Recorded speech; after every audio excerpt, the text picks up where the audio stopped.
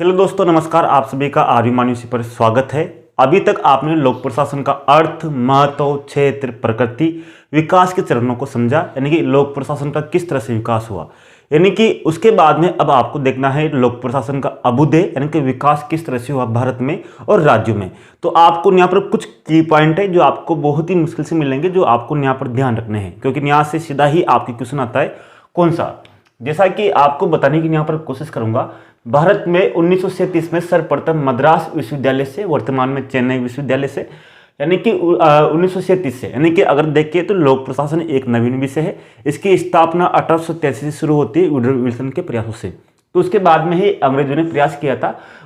1937 में सर्वप्रथम मद्रास विश्वविद्यालय में लोक प्रशासन को लोक प्रबंधन के नाम से पढ़ाया जाने लगा। ठीक है, किसके नाम से? लोक प्रबंधन के नाम से। इसके बाद में स्वतंत्रता के बाद में 1950 में महादेव प्रसाद शर्मा, यानी कि भारत के प्रथम प्रोफेसर थे लोक प्रशासन के, महादेव प्रसाद शर्मा के सहयोग से, जिनको भारत के प्रथम लोक प्रशासन का जनक भी बोलते हैं, इनके प्रयासों से नागपुर विश्वविद्यालय में स्नातकोत्तर यानी कि एमए की डिग्री की शुरुआत हुई। पहले स्नातक स्तर पर था, लेकिन एमए के स्तर पर सर्वप्रथम लोक प्रशासन और स्वतंत्र विभाग की स्थापना इन्होंने की, यानी कि लोक प्रशासन को एक स्वतंत्र विभाग के रूप में मान्यता दी गई। और यहाँ पर ये राजनीति विज्ञान के तहत ही पढ़ाया जाता था लोक प्रशासन को, यानी कि पहले लोक प्रशासन का कोई अलग विषय नहीं था, लेकिन राजनीति से अलग एक विभाग स्थापित किया गया नागपुर विश्वविद्यालय में। उसके बाद में 1954 में भारतीय लोक प्रशासन संस्थान की स्थापना की गई दिल्ली में, यानी कि भारतीय लोक प्रशासन संस्थान कहाँ पर है? दिल्ली में। इसकी स्थापना कब की गई? 1954 में। इसके बाद में आपको यह ध्यान रखना है 1959 में राष्ट्रीय प्रशासन अकादमी यानी कि मंसूरी में इसकी स्थापना की गई, यानी कि राष्ट्रीय प्रशासन अकादमी, यानी कि ये वही अकादमी है जहां पर 9 जो आईएएस आईपीएस से होते हैं जिनकी ट्रेनिंग दी जाती है। यानी कि आईपीएस की तो आपको पता है हैदराबाद में ट्रेनिंग की दी जाती है, लेकिन जो आईएएस होते हैं जिनका चयन होता है, उनकी जो ट्रेनिंग है वो राष्ट्रीय प्रशासन अकादमी में दी जाती है। इसको लबासना भी बोलते हैं। क्या बोलते हैं इसको? लबासना। लबासना क्यों? क्योंकि इसका नाम 2 अक्टूबर 1972 में इसका नाम कर दिया गया लाल बहादुर शास्त्री राष्ट्रीय प्रशासन अकादमी। ठीक है, तो इसका शॉर्ट नाम है लबासना, यानी कि जो भी कलेक्टर होते हैं वो लबासना में ही ट्रेनिंग करते हैं। तो इसकी स्थापना 1959 में हुई थी और इसका नाम दिया गया 2 अक्टूबर 1972 में। ये चीजें आपको ध्यान रखनी है। यहाँ से एक क्वेश्चन आपका डायरेक्ट आता है। इसके बारे में राजस्थान की बात करें, राजस्थान में सर्वप्रथम 1957 में हरिश्चंद्र माथुर राजस्थान राज्य लोक प्रशासन संस्थान की स्थापना की गई। यहाँ पर ही आरएस की और जो एक तरह से बोलते हैं पटवारियों की जितने भी होते हैं उनकी ट्रेनिंग यहाँ पर दी जाती है। जो आरएस होते हैं, एसडीएम होते हैं, उनकी जो ट्रेनिंग होती है यहाँ पर ही होती है। तो यहाँ पर 1957 में स्थापना की गई हरिश्चंद्र माथुर राजस्थान राज्य लोक प्रशासन संस्थान। इसको रीपा भी बोलते हैं। क्या बोलते हैं इसको? रीपा। बहुत सी बार क्वेश्चन पूछा गया था कि रीपा की स्थापना कब हुई। तो रीपा की स्थापना 1957 में हुई। इसका पूरा नाम क्या है? तो पूरा नाम भी आपको ध्यान रखना है, हरिश्चंद्र माथुर राजस्थान लोक सेवा प्रशासन संस्थान। ठीक है, इसके बाद में 1965 में लोक प्रशासन को एक स्वतंत्र विभाग के रूप में पढ़ाया जाने लगा राजस्थान में, बहुत बाद में। यानी कि 1965 में लोक प्रशासन को स्वतंत्र विभाग में पढ़ाया जाने लगा, यानी कि राजस्थान में जो लोक प्रशासन था वो अर्थशास्त्र के रूप में पढ़ाया जाता था। यानी कि लोक प्रशासन को अर्थशास्त्र के रूप में पढ़ाया जाता था, जबकि भारत में विश्व में वो राजनीति विज्ञान के रूप में पढ़ाया जाता था। ये आपको ध्यान रखना है। ठीक है, और आपको एक चीज ध्यान रखनी है कि जो रीपा है, यानी कि हरिश्चंद्र माथुर राजस्थान लोक सेवा संस्थान, ये रीपा के द्वारा एक पत्रिका निकाली जाती है, उसका नाम है प्रशासनिका। क्या नाम है? प्रशासनिका। अब ये तो कुछ शॉर्ट चीजें होगी जो आपको ध्यान रखनी है, पहले वाले वीडियो में नहीं बताई थी, इसमें बताने की कोशिश की है। क्योंकि इस वीडियो के बाद में अब जो बात करेंगे वो लोक प्रशासन के सिद्धांत, विचारधाराओं की बात करेंगे। उससे बात करें उससे पहले आपको कुछ चीजें आपको सीखनी होगी, यानी कि कुछ परिचय दे रहा हूं आपको। परिचय देने से पहले आपको कुछ चीजें आपको ध्यान होनी चाहिए, क्योंकि यहाँ से 2 से 3 क्वेश्चन पूछ जाते हैं। नंबर 1 कौन सी? आपको संगठन के बारे में याद होना चाहिए। संगठन के बारे में थोड़ा सा परिचय दूंगा। उसके बाद में फिर विस्तार से बात करेंगे किस पर?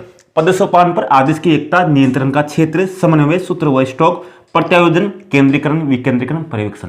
इनके बारे में 8 पॉइंटों की बात करेंगे। इसके बाद में आपके लोक प्रशासन है ही नहीं, यानी कि अगर आप इन चीजों को देख लोगे तो आपको ऐसा लगेगा कि किसी यहाँ से बाहर जा ही नहीं सकता। तो अगर बात करें संगठन की, तो संगठन का टू ऑर्गेनाइजेशन का मतलब होता है चाले अवस्था में रखना या तैयार करना। ठीक है, अब संगठन क्या होता है? संगठन एक तरह से अपन जीवित व्यक्ति की तरह कह दे सकते हैं। संगठन एक जीवित व्यक्ति है जिसके अलग अलग भाग होते हैं, जो जैसे हाथ पैर अलग होते हैं, मुंह अलग होता है, पेट अलग होता है। तो संगठन के अलग अलग भाग होते हैं और संगठन के माध्यम से जितने भी कार्य होते हैं वो कार्य करते हैं। यानी कि संगठन एक तरह से किसी भी चीज के लिए, किसी भी लक्ष्य को प्राप्त करने के लिए आवश्यक है, चाहे किसी भी तरह का हो, औपचारिक हो या अनौपचारिक हो। इस कारण से संगठन को 2 भागों में बांटा गया, औपचारिक संगठन और अनौपचारिक संगठन। पहले इसकी परिभाषा, आपको एक परिभाषा है जो प्रसिद्ध आपको याद रखनी है, कौन सी? मुने की। मुनि में म है, मनुष्य में भी म है। तो संगठन सामान्य उद्देश्य की प्राप्ति के लिए मानवीय सहयोग है। क्या है? मानवीय सहयोग की परिभाषा किसकी है? ये मुनि की है। अगर मनुष्य में देखोगे तो मन आता है और मुनि में भी मन आता है। दोनों में इस तरह ध्यान रखना कि संगठन की जिस परिभाषा मानवीय सहयोग आएगा उसकी परिभाषा किसकी? मुनि की रहेगी। ठीक है, ये ध्यान रखना है। अब संगठन दो तरह के होते हैं, औपचारिक संगठन और अनौपचारिक संगठन।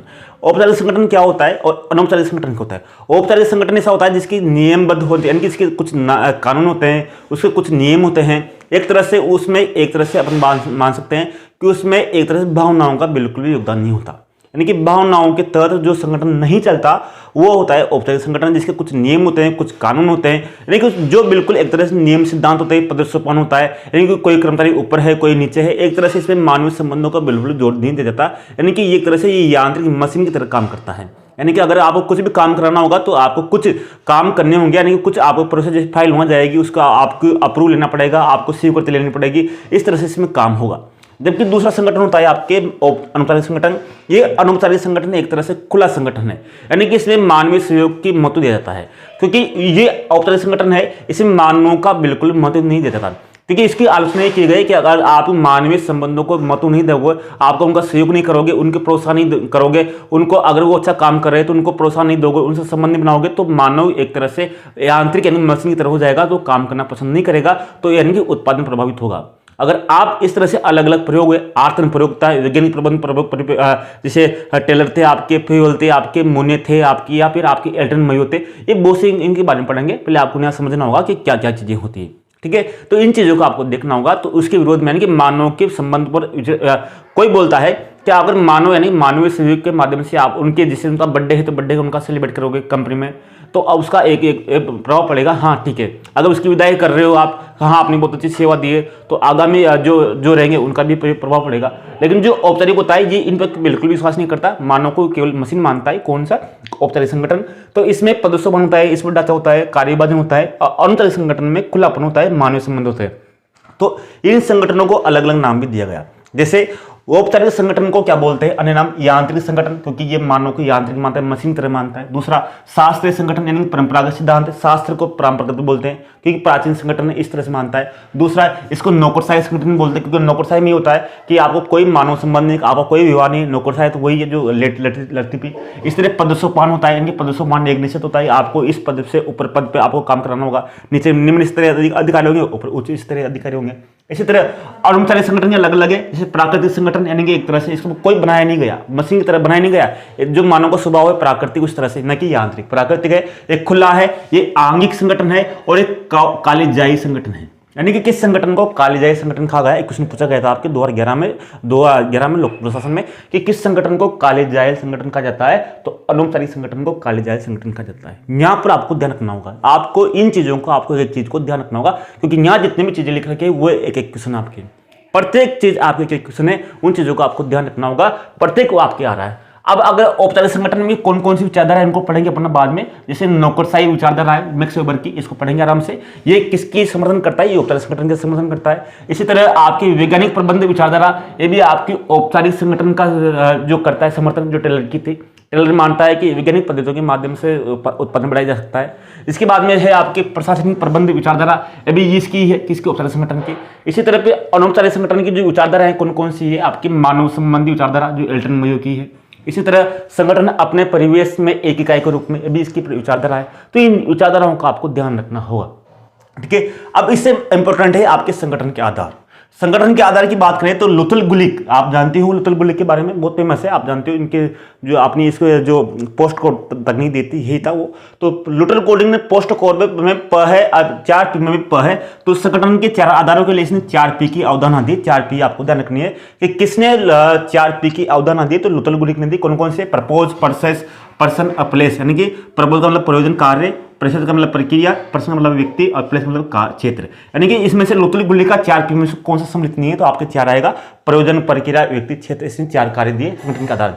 इसी तरह अरस्तु ने 2 आधार बताए, मनुष्य की संख्या और उद्देश्य के अनुसार कार्य विभाजन। ये आपके RS 2022 में क्वेश्चन पूछा गया था। जब मैंने दिया था RS में इसका पेपर, तो उसमें लिखा था कि अरस्तु ने संगठन के कितने आधार बताए? 2 नंबर का क्वेश्चन था, तो उसमें 2 थे, मनुष्य की संख्या, उद्देश्य के अनुसार कार्य विभाजन। ठीक है, इसके बाद में हाल्डेन समिति ने इसके भी दो व्यक्ति बताए, कौन कौन से दो आधार बताए संगठन के आधार, कौन कौन से सेविक व्यक्ति पर जो काम कर रहा है उस व्यक्ति पर और उसकी सेवाओं पर। सेविक व्यक्ति पर जो सेविक व्यक्ति होता है उसको बोलते हैं लिली पुलेन संगठन। यानी कि लिली पुलेन संगठन ने आपको पूछा गया, जिस तरह आपको पूछा गया कौन सा कोलिजन संगठन, उसी तरह आपका लिली पुलेन संगठन पूछा गया था। लिली पुलेन संगठन किसने दिया, होल्डेन समिति ने दिया सेविक व्यक्ति पर। ये क्वेश्चन आपको यहाँ से पूछते हैं तब आपके मेरिट एकदम जम करती है। लाखों बच्चों पर आप आगे निकलोगे तो यही क्वेश्चन है जो आपको लाखों बच्चों के ऊपर निकालेंगे। ठीक है, तो आपको यहाँ पढ़ना है, इन चीजों को एक एक चीज को देखना है, एक भी चीज आपके बाहर नहीं जाने दूंगा, पूरी चीजें पढ़ाऊंगा आपको। ठीक है, तो सेविक व्यक्ति की सेवाओं पर, सेविक व्यक्ति की सेवाओं पर यानी कि दो तरह के संगठन बन सकते हैं, एक तो सेविक व्यक्ति पर, एक सेविक व्यक्ति की सेवाओं पर। इसके बाद में अब संगठन के बाद में क्योंकि विस्तार से पढ़ना है तो एक एक चीज को आराम से देखना होगा। जैसे प्रदर्शोपन को देखना होगा अपन को, आदेश की एकता को देखेंगे, नियंत्रण का क्षेत्र देखेंगे, समन्वय, सूत्र, स्टॉक, प्रत्यायोजन और केंद्रीकरण, विकेंद्रीकरण, परीक्षण देखेंगे। उसके बाद में जो विचारधारा है आपकी, जैसे मानव संबंधी विचारधारा, वैज्ञानिक विचारधारा, जितनी विचारधारा है उनको देखेंगे। यानी कि एक भी, यानी कि मैंने आपसे एक बात कहा है, तैयारी करनी है तो एक बार करनी है और अंतिम बार करनी है, और जो सिलेक्शन लेना है वो एक बार लेना है, मेरिट के साथ लेना है। यानी कि मेरा तो एक ही सिद्धांत है, आपको एक बार पढ़ाऊंगा और पढ़ाऊंगा ऐसा कि आपके एक भी सवाल बाहर नहीं जाएगा, लेकिन रिवीजन आपको करना है।